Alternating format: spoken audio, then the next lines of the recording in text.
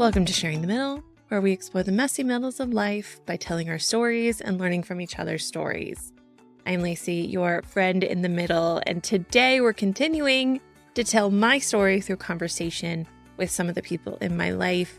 This story is with my sister, Becky, and we talk about being a chaos friend. I tell a little bit about it in the actual podcast, but I want to give you some more background. I saw a post from the social search engine Diem about what to do when you have a chaos friend who is taking up a lot in your life. And I realized, oh no, I am the chaos friend. And I also realized that my sister Becky has been the chaos friend my entire life as well. That person that things are always happening to, no matter what.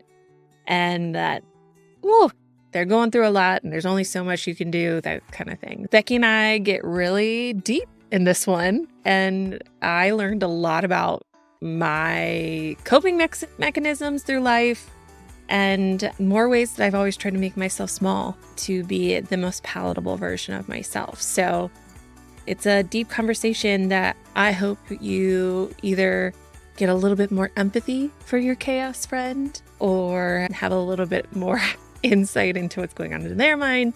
And if you are the chaos friend, we see you, we feel you, my friend. All right, let's jump right in.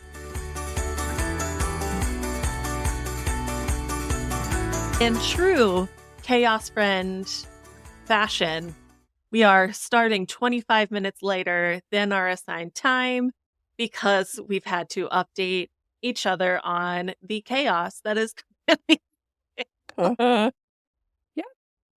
This episode, the idea of it came from a post that I saw on DM, and it was about being the not chaos friend, but having a chaos friend and the friend that stuff just always happens to.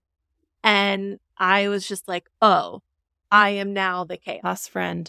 I could go down the laundry list of all of the chaos I've had in the past year. And then I thought, who's my OG chaos friend? It's technically my sister. Me. My sister Becky is my OG chaos friend. And I just thought, then let's talk about it. Let's talk about what it's like to be the chaos friend, why we think we're the chaos friend, and all those different things. So I'm welcoming once again my dear sister Becky to Sharing the Middle. Hi, Becky. I'm going to try not to yell today. Really hard. You're breaking up a little bit. Oh, no. Yeah, it literally says network is struggling. Network is struggling. Which I'm just like, yep, fits. Hold on. So on brand. Okay, I said I was going to try not to yell today. But my question for you, Becky, when I asked you to do this podcast with me, your response was to laugh and say yes. But I'd like to hear a little bit more about that reaction and what you were thinking. When you said the idea that you one day realized you were the chaos friend, and that was like it's almost like a sting that you experience when you look in the mirror, when you're like, oh God, I'm the one always bringing the problem. And so when you said, hey, do you want to talk about that? And I was like, how much time you got? That is something I could talk about in so many ways for so long. But that was my reaction. And that's how I was like, yeah, hey, let's just put it on the table. Let's just put it out there. Yeah. Why not be vulnerable? Yeah. So I do want to define chaos friend a little.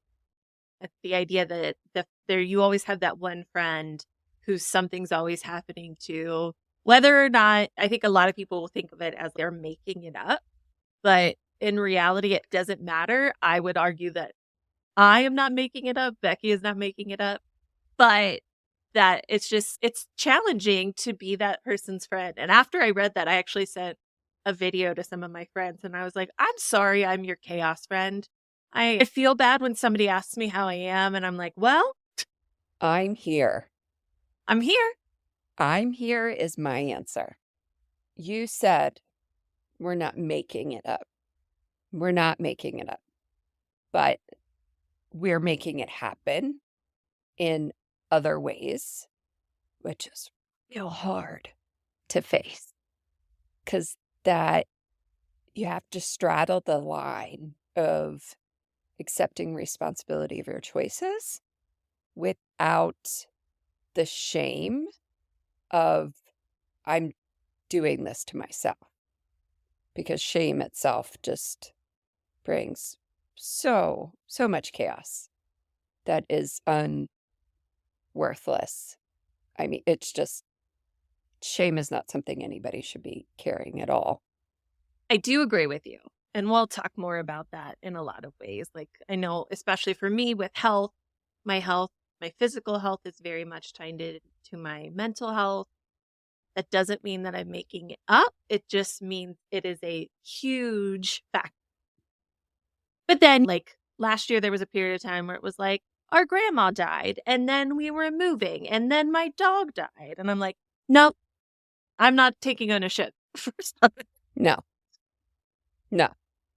Those are not. And if all of those things happened in 1 year, nobody would call you the chaos friend. It's all the other stuff that makes you the chaos friend. That is true.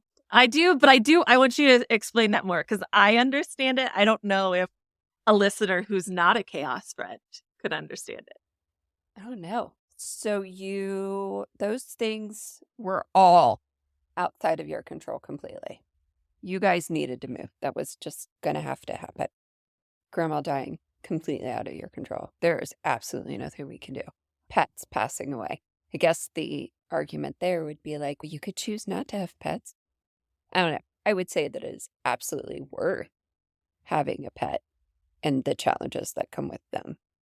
But I think that when I look at some of the things that have come to me and I work backwards to look at where did this start, it certainly starts with a choice that I made and choices that I made to continue those things happening.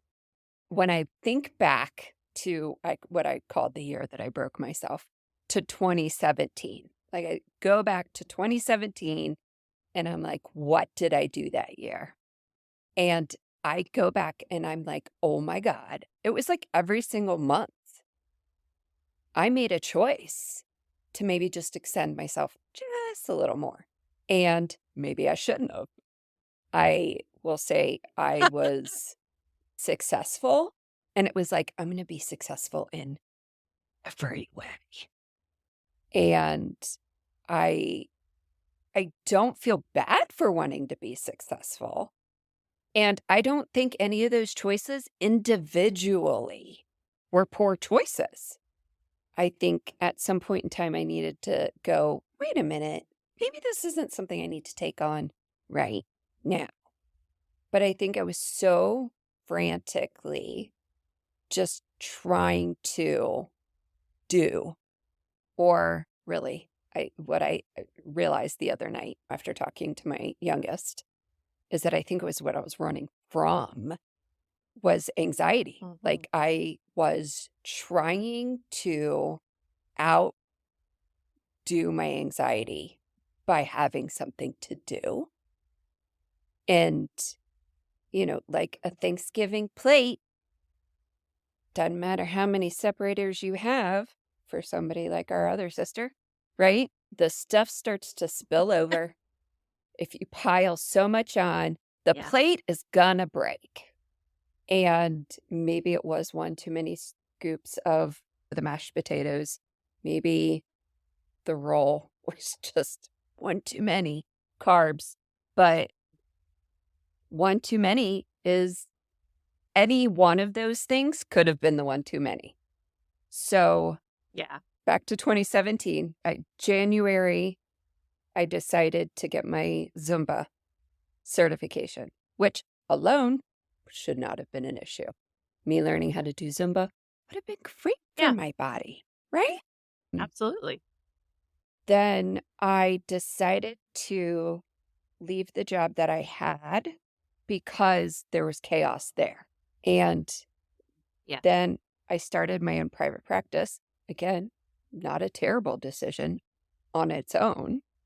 We had the pet saga, which is something that half in my control, half out, spiraled completely. But I could have chosen not to do the pet thing at all, and that wouldn't have happened. Yeah. Jimmy tore his Achilles that year. We Okay. went to ZinCon, and so it was like an Which additional is Zumba. trip. Yeah, the Zumba conference. So the arranging of that and being there and right, it's an extra trip Yeah. that goes with all of the anxieties of it. And then I think like somebody else started playing another sport. It was just like I go through the whole year and I'm like, oh, and then this happened. And oh, yeah, Belle had to have that surgery that year. And there was just so many things that no wonder my body broke. It was like, we're done. We're done. We're out. No more. We have given you signs. I started that fall, I started having a headache that I couldn't get rid of. And it would be like mild or it would creep up into a migraine. And I couldn't get rid of it. And that was obviously a sign. And I just powered through. I remember going to work and I would have a cancellation and I would be so excited that I would have an hour to just lay down. But at the time, did you feel stressed? This is something that I'm still working through. If Yeah. someone was like, "Are you stressed?" Would you have said yes? No, and this is where I want to Yeah. call Jason. He had this conversation when he's just don't overdo it. And I just started laughing and he's like, why is that funny? I was like, because I don't think I know what that is. I don't think I know what that is. And he's just, if it's too much, don't do it. And I'm like, but what's too much? And he said, well, your body. And I was like, I don't think I know what my body is. Like, I think I programmed myself very early in life not to listen to my body.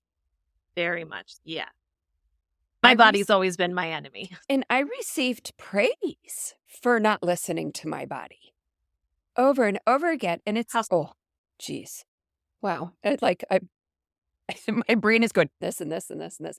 One of the ones that pops up in my mind, that is one of those things where you're like, but is that good? Is that good that you can do that? Maybe we should talk about that. When I dislocated my kneecap over and over and over again. And it, like, I think back and I'm like, what were we thinking? Like, why was I still on a soccer field playing soccer if days ago my kneecap was not where it needed to be? Yet I was back on the soccer field. Why was that a good plan? It wasn't. It was a terrible plan. And the fact that I could dislocate it, pop it back into place myself, and then proceed forward like that was an okay decision. And I think for Dad, he was like, see, she's tough. Look how tough she is. Yeah. And even to this day, people will be like, wow, that's hard. And I'm like, that's fine. I know I'm tough. Okay, but maybe I shouldn't be too tough. Yeah. The endometriosis was just messages over and over and over again to not listen to my body. Just take some more Advil. I was wearing, and this is one of those things you're like, whoa. They gave me these patches that were lidocaine to put on my abdomen to numb the pain. Oh, cool. Yeah. So the message is not let's address the problem. It's let's just make it so you don't feel the pain. When I got hit by the snowplow, the answer was to put a TENS unit on me so I can return to work. Again, let's not pay attention to the problem. Let's just stop our brain from hearing the pain. Yeah. And I mean, that's just adolescent for right. So my freshman year is when I dislocated my knee. or kneecap into, we're talking 10 years. 10 Mhm. years of my life. And at that point, it was like half of my life was being told, just don't listen to that. And it became habit to the point where it started to affect multiple systems of my body. So I became very thin. And boy, when I look back at some of these pictures, I'm like, did anybody notice how thin I was? And I remember people telling me, you look thin. But in I don't know, 98, being thin was the thing. I mean, it was about being thin. So I just thought that's what I'm supposed to be. What I was doing was not Yeah. listening to my body when it was hungry, or I was not listening to my body when it was struggling. And that is when I was diagnosed with gastroparesis. They're like, hey, your stomach doesn't work. How did you not notice that? I just didn't eat, and it just wasn't a problem. And not only that, not only did I not eat and it wasn't a problem, it was only when people would be like, you're lying about eating. And they were like, are you anorexic? And I'm like, I'm not making the choice to be thin. I'm not making the choice to not. It was just my body's not hungry, so I'm not feeding it. It's so interesting that I have almost the exact opposite experience, but have a similar outcome of not listening to my body, especially when it comes around food. Is I've always been big, right? Literally the biggest person. I was 10 pounds, 5 ounces when I was born. I have always been big. There's never been a time in my life where I have not been big. And listening to my body was like, hey, I'm hungry. I've never had like binge eating problem. I really don't think I have ever had like, an emotional eating problem or anything like that. For me, it was like, my body is hungry. So I am eating. Was I eating the greatest stuff? Heck no. I am who I am. But I don't think I was not eating differently than anybody around me that I could see. And I had the opposite problem where listening to my body meant my body was not the right kind of body because I was the opposite of thin. And not that I do want to say mom and dad always were trying to make sure I was healthy. No one was saying like you're fat or anything like that. But I think at that time it was normal to put your 13-year-old on a diet and that kind of stuff. And again, everybody has great intentions, but that's how I learned to not trust my body is that I was listening to it and I was listening to it and it was telling me the wrong thing. So now I don't trust it. I'm not going to Right. listen to it. But So I was punished for listening to my body instead of being rewarded for, if that makes sense. uh but I think Yeah. about how much I weighed then, and I only weighed 10 more pounds than Millie does right now, Yeah, I buy that. which like anxiety response, flashing lights, there should be sirens. Can I ask you, what is your anxiety response? What do you What does mean? that feel like in your body? I think that anxiety in my body often does happen in my stomach. Do I think it happens in other ways? Yes. But I think that's one of my first indicators that I learned very on. And Mm-hmm. I am watching my youngest go through this process of she's, but my stomach hurts, but my stomach hurts. And I've been like, I'm like, we're going to medically get to the bottom of this. And it was just the other day that she said, my brain is doing this all the time. I'm always looking for the next thing that I have to fix, the next thing I have to avoid. And I'm like, babe, that's anxiety. And we went through the process of discussing how anxiety can basically gradually break you down and take your life from you. And eventually I told her, I said, you're going to end up just in bed, not going anywhere, not interacting with anybody, not doing anything, because there's always going to be a reason that your anxiety is going to find. And she's, what do you mean? And I was like, so at what point do you get so worried about everybody at school that it starts to affect your body?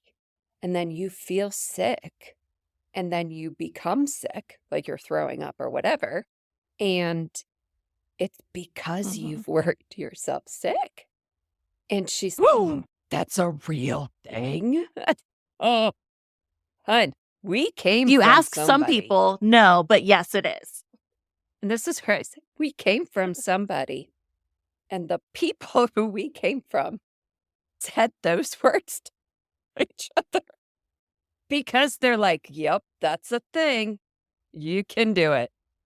And it really, that you can overwhelm and tax your body by putting so much mental strain on yourself.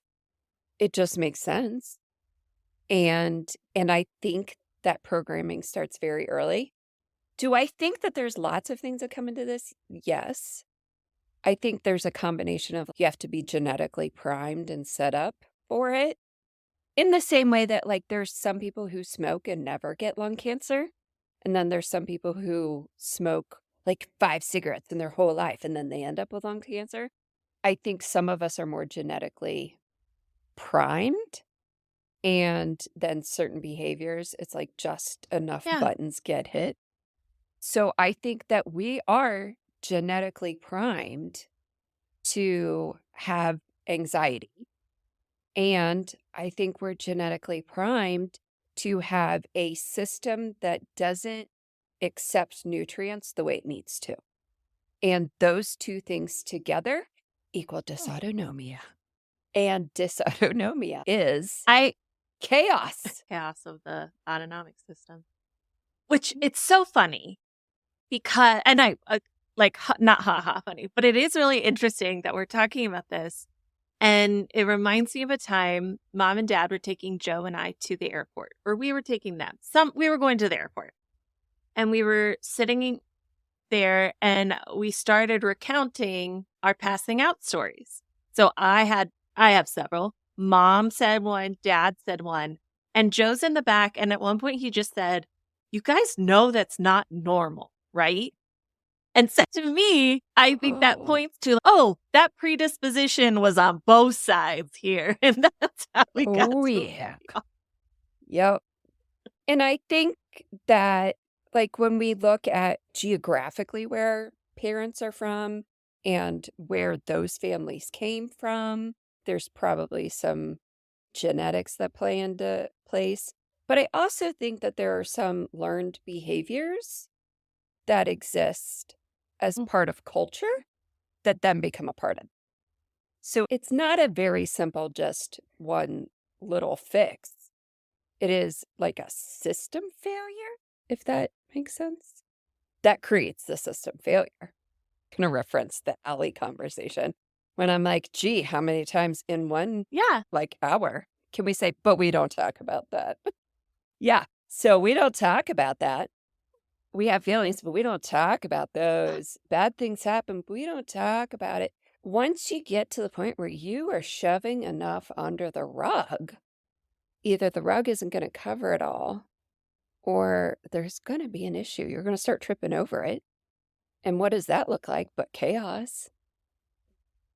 It's funny that you mentioned the Al episodes. Becky and I are recording this on the day that the Bradley Women Die Young episode is released. And the amount of anxiety that I have had today is astronomical. Like, my stomach has hurt all day. Usually it doesn't get to my stomach. I usually have a tight, it's not even a tightness, that I just have this fullness in my chest, that it wasn't until like last 2 months ago that my therapist was like, that's anxiety. And I was like, oh, that's not just normal. But now I recognize when it happens. And I have an experiment I want you and Joe to do. But go ahead. Okay. Hold that. And it's because of that system, like you were talking about, of not talking about things. I'm like, oh my gosh, people in our family are going to be so mad at me. They're going to think that I'm talking bad about them, that I'm like sharing these family secrets and airing our dirty laundry and all that. And the more that I think about it, the more that I'm like, literally nothing that we said is not easily public record in a lot of ways. But I'm still, like, even still now, it's 1:00. That posted this morning at 6:30. I'm still working through. You're like, now what the shoe's going to drop. Now. I wonder if so-and-so's Yeah, listening. I keep checking. Yeah. Yes. It's okay. Lace. If you have a few minutes today, if you could take a moment and review Sharing the Middle, that would be such a huge help. Reviews help people find us and show that Sharing the Middle is a podcast worth listening to, which obviously I think it is. So if you're on Apple Podcasts, head on over to Sharing the Middle homepage and you can leave a 5-star review. Thanks for your support. I am curious. I have learned that my anxiety is sneaky, that I got so good at compartmentalizing it that I stopped recognizing when it happens. And there are times in my life where that became more difficult to do, like postpartum. When I returned to work, that was a really hard time for me because I couldn't do my methodical compartmentalizing like I did previously and those kinds of things. You had to create a new compartment. Yes. Yeah. But still now I'm still finding places where I'm like, oh, it was me compartmentalizing my anxiety, wasn't it? I could be okay with not being the one who does sports in our family. Like I can put that in a nice little box and set it to the side because now I'm the person who is good at school and I am student senate president and I'm all these things. And so this box that I have cancels out that box, but that box still has anxiety, but this box has its own anxiety. So even though I would like put things to the side, I would never deal with them. So then that anxiety is still there. Oh, I am considered overweight, but don't worry, I'm pretty and I'm fun and I'm nice. So people like me, but I still have that underlying thing. I did such a good job at packaging up the bad and being like, see, I know that it's bad. And I use that as a way to trick myself into thinking I wasn't anxious about it. It was, see, I have control over this. It was like, see, this is in check. This is in check. Because if I keep this much in this box and this much in this box, and as long as the boxes don't mix, it'll never build up. But you could only have so many boxes. For sure. So I think when I look back at, and I go back and be like, yep, that's how I dealt with anxiety then. And that's how I dealt with anxiety then. There was an entire middle school where I tell people I was hell on wheels and that I'm lucky my parents don't hate me forever. My whole way of managing anxiety at that point in time was just to do whatever I wanted in that moment. If I just said yes instead of no, then I'd be okay. There would be no anxiety. There would be no second guessing. There would be no debate if that was a good choice or bad choice. There would be no debate in the moment. So it'd be like, just say yes. Just go with it. And I said yes to a lot of things that I look back and I'm like, oh my God, you are so lucky to be alive. Clearly that's not working for me because I got in trouble all the time. And then I was starting to get anxious about being in trouble. And then it got to the point where I was like, I don't care. Fine, I'll be in trouble. But it was going to start to impact school. And then I was like, full, no. And that is probably some of the programming early on was that at school, I was a good kid. I was never late, never got in trouble, never confronted anybody. It was turned in on time. If I felt like I was going to die, it was still going to happen. Can just go back and I look at it. There's times where I just tried to overload myself. If I was busy enough, it wasn't going to catch me. I think there was a time also in my early 20s where it was, instead of feeling my anxiety, I went to bars with my friends. And it was just like, we're just splitting off steam. We're just being 20-somethings. We're just da-da-da-da. But really what it was is that I just didn't want to have the anxiety about really, because I had a very high anxiety job then, and I couldn't have that. So it's just like this idea that so many times in my life, I can see where I tried really hard to manage the anxiety, and it was to do something or find one way of coping, and doing that like as hard and as fast and as like 100% as I could. I think you and I, again, are different, but ended up in the same place where a lot of yours was bringing things into you, right? I'm going to do this. I'm going to do this. I'm going to do this. And I feel like mine was keeping things in and not letting them out. I felt very much growing up. Nobody said this to me directly. I'm not blaming anybody. Nobody's like at fault. But I felt very much growing Mom, up. we love you and you did great. Dad, we love you. But this is not a reflection of your parenting. And it wasn't even, this came from Rob. This came from Amy. This came like society. It was like, your feelings are too big. That is too much. You need to tuck that away. You need to shut that down. No, like we are not going to tolerate all of that. You need to just be smaller. Oh. And I remember feeling that way very early. I'm trying to think of, I'm trying to remember. Something happened. And I can't even tell you what happened. But I think back and I remember everybody looking at me like, no, you cannot be upset by this. Oh my God. You know what it was? It was the mouse that got in the house. When we came back, surely you heard the story of the mouse that got loose. Or somehow a mouse got into the house. We had gone to Cincinnati. At the time, I think we lived in West Virginia. We had gone to Cincinnati to visit Grandma for something. We had come back. Dad did not come with us, but there was this mouse. And I remember thinking, burn the house down. Surely we cannot live here now. That is a terrible idea. And it was just, they all looked at me like, no, we're just going to catch it. And I'm like, that sounds like a terrible idea. Who are we to catch this mouse? And it is one of those things where I'm like, this could have been a movie where we were like all in one room.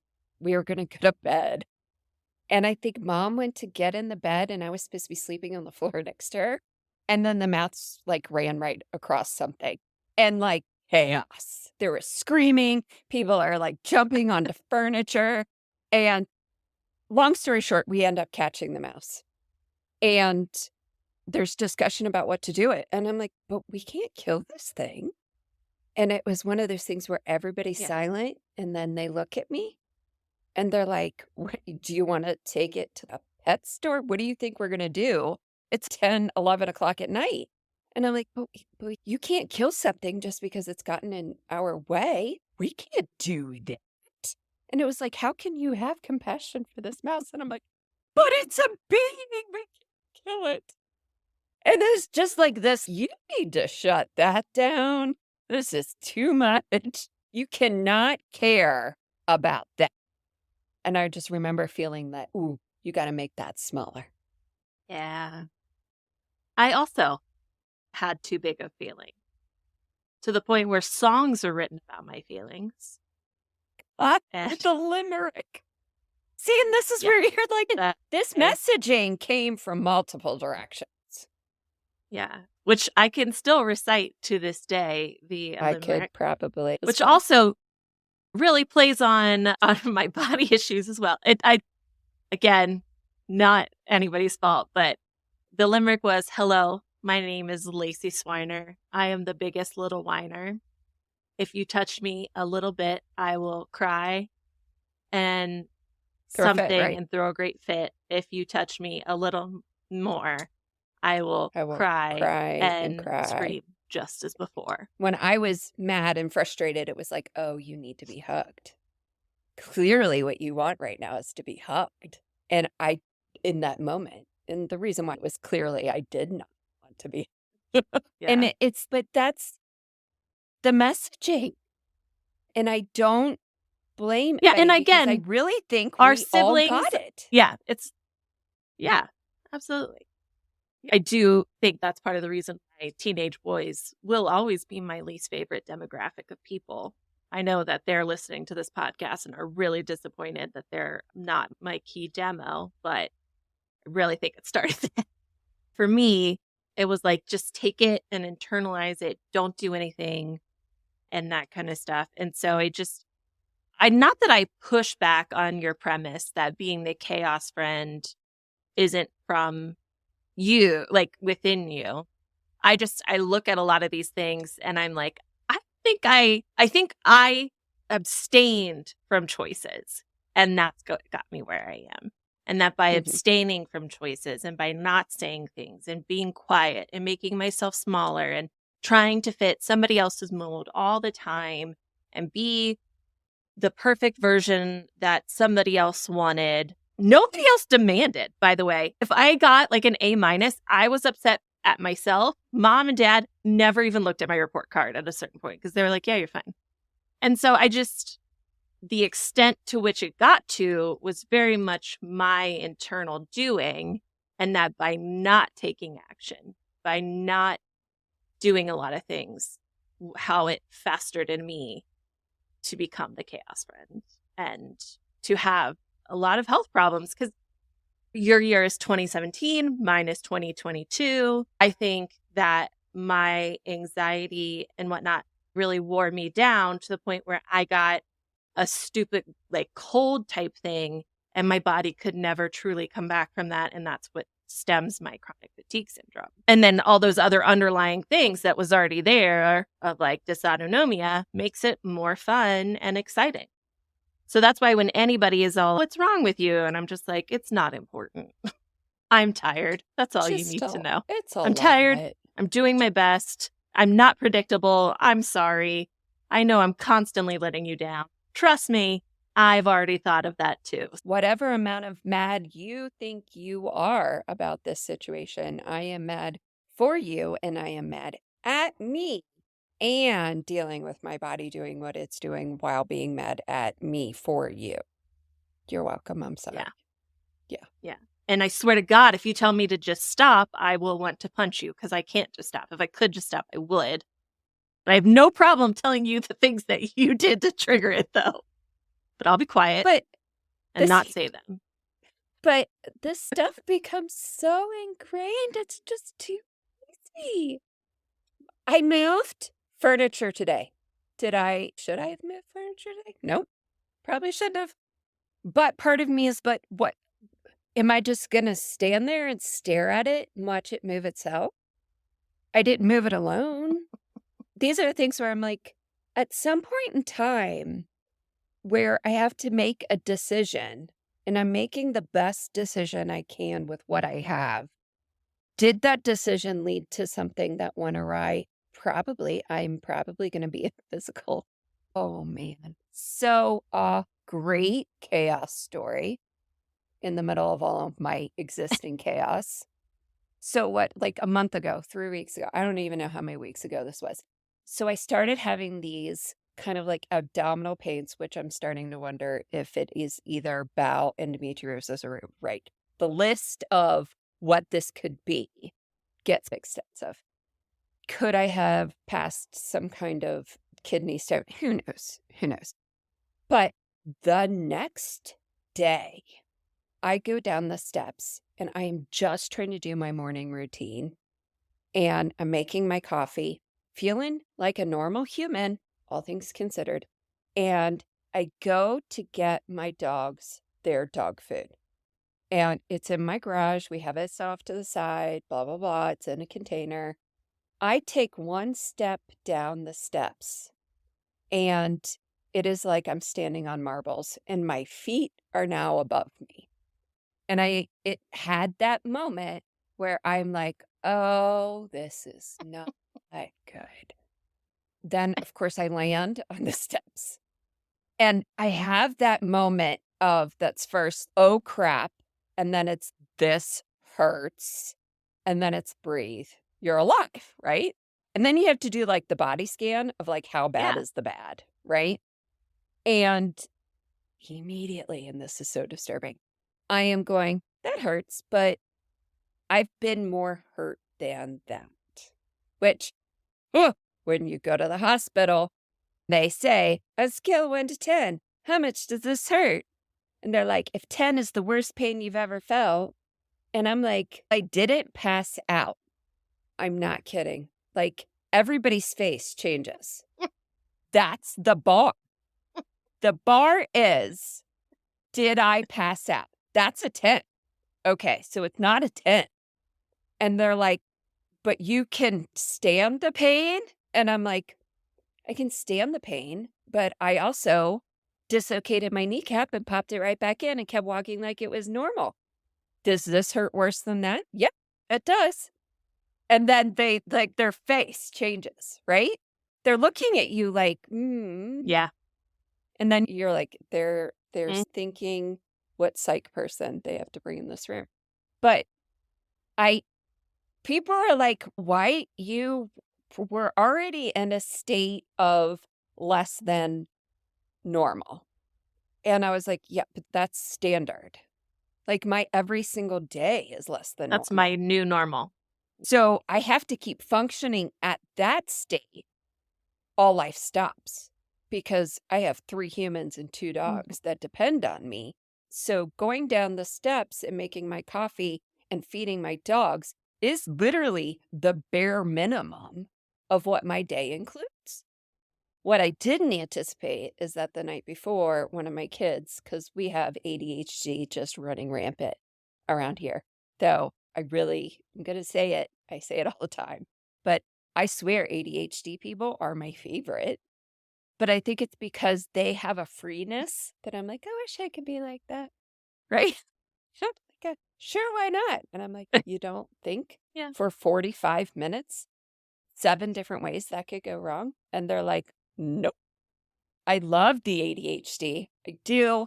But there is a tax that comes with it.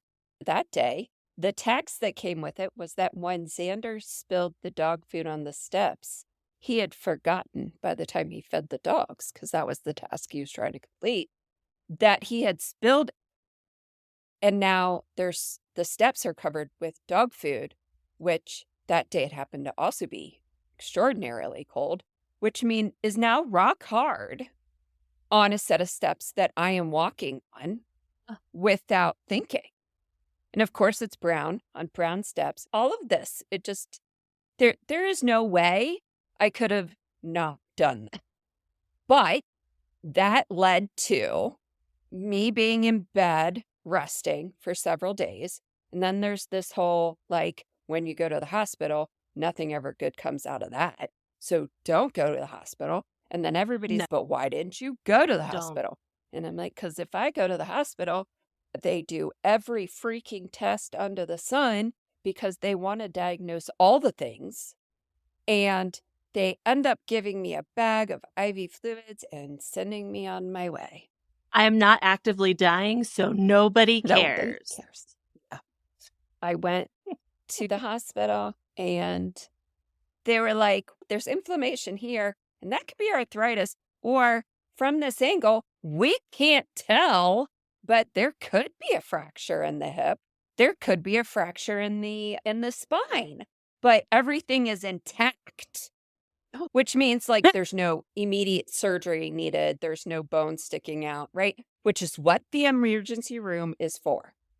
They gave me a bag of IV fluids and were like, take it easy. I was like, clearly, if I knew what take it easy meant, I wouldn't be here. But okay. And that's when Jason looked at me and said, for the next 3 days, don't do anything without asking me first. Just because I think you need help listening to your body before you do something. And I just laughed at him. And he was like, you have a service dog that does this for you. And I was like, I do. And I was like, poor Pele. Poor Pele probably has anxiety every time I leave the house. He's, damn it, what she's up to now? It's that she goes again. And that is how you become the chaos friend. And again, none of your choices could have changed. Anytime I have a birth, when I go into labor and have a baby, something really chaotic happens. It's not my fault. Like I could hemorrhage after a C-section and have to stay longer in constantly almost pass out because I'm on the verge of needing a blood transfusion. Or they can do what's called a wet tap, which is where they go too far through your spinal cord and it creates a hole. And then they have to go back in a week later and pass your blood over your shoulder to fill that hole, called a blood patch. There is no way I could have made either one of those things happen. I've had 2 blood patches.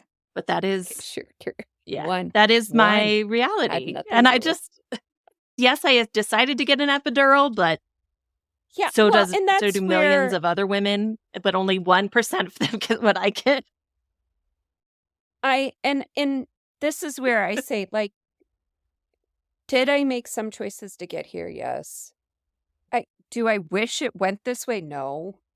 But if you were to ask me, which one of those would you go back and choose not to do? Man, that would be hard. Because it would be, did you choose not to bet on yourself and start your own private practice? Would you have chosen not to do that? And I absolutely would have chosen to do that. That was one of the best decisions I've made. And a bunch of the people who were like, ooh, I don't know, are now people who also have their own private practice because they realized that was the best decision for them. It has been the thing that has been able to sustain me even through this, all of this medical stuff. Like, it has been the thing that has been able to, for me to be the mother I am to the children who need me to be this kind of mother. Could I do that again? Would I not have Sky, our husky? No, I would definitely I wouldn't trade her. Would I have not done Zumba? No, that was like some of the most fun I've ever had in my life. And I met some really amazing humans. And I learned how to take care of my body in a whole different way. And would I give up any of those things? No, I don't think I would have. I don't think I would have told one of my kids that they weren't allowed to play soccer, or that they couldn't play basketball, or that we wouldn't try something. And that's just because I think if you can, why not? No, it's funny. I was not the chaos friend until I got sick. I was the chaos friend when I was pregnant. I'm going to count that as when I was sick. And I think it's because I kept it all in. And you can't keep it in when you're pregnant, because sometimes you're literally puking every day. And everybody knows you're pregnant, so everybody wants to talk about it. And then the same thing, I got sick, like, it became the change in my reality, and there's no way for me to ignore it. And so, again, it's just really interesting for me. I couldn't even tell you what I would have released or not held on to or anything like that, because I always have just tried to do what I thought I was supposed to do. You do the best you can with what you have. If I keep living that way, and I keep making choices based off of the best information that I have, then it doesn't matter what happens, that I can look back and I'll be like, I really legit made the best decision I could with the information that I had. And this is where I landed. And I will figure it out from here. So here's a question for you. What's the best way for someone to be your friend, since you are the chaos friend? What can people do for you? Just love me. Just love me for me and let me be me. And when I do something stupid and then I look at them and say, that was dumb, they are like, I don't like being told what to do. I'm so thankful that I figured that one out eventually. No. Just don't tell me what to do. If you want to ask me, do you think I should do that? That's fine.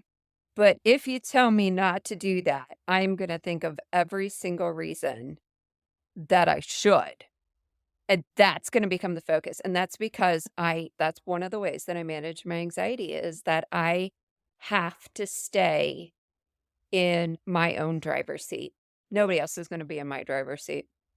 Because if I make a decision, I can take consequences of my own choices. But I do not handle it if I have to have the consequences of somebody else's choices. It does not go well for me. I don't know if it's my manifestor nature or whatnot, but I have a tendency to be like, don't tell me what to do. And people don't.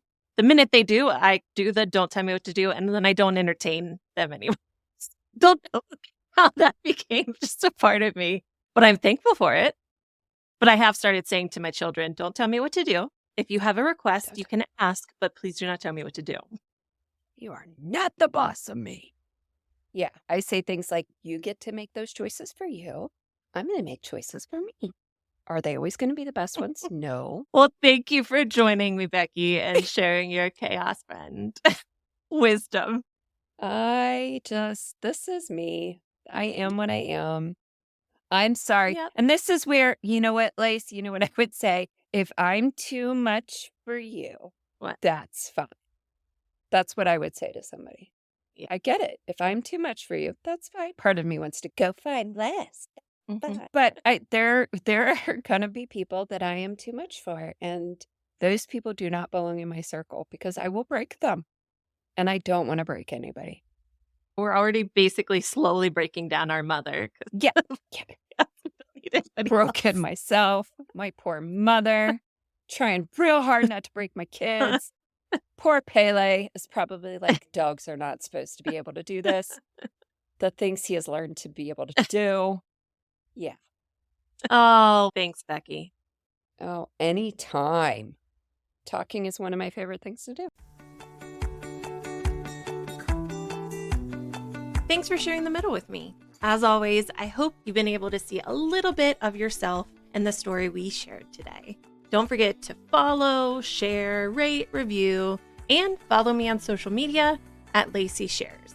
You can always check out the Joyful Support Movement at joyfulsupportmovement.com and see all of the amazing goodness we have there, like No Shame in the Home Game, Pops of Joy, courses, resources, and of course, the Joyful Support Village. All right, now go out there and spread some joy.